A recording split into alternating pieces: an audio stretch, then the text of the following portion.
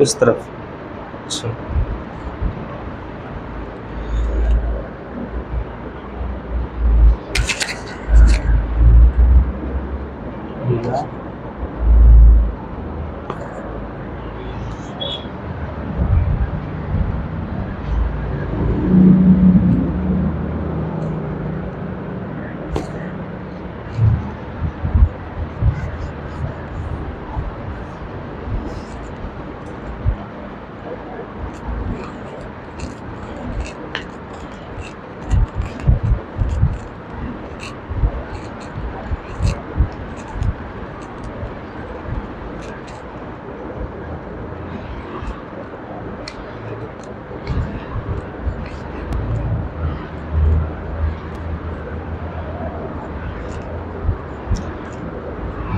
तो अटक सा रहा है थोड़ा सा।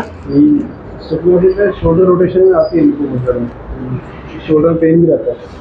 पेन भी रहता है, ये पता चल रहा है। ब्लड सर्कुलेशन रुक रहा है, प्रॉपर नहीं है। प्रॉपर जो फ्री होना चाहिए ना, वो चीज़ नहीं है।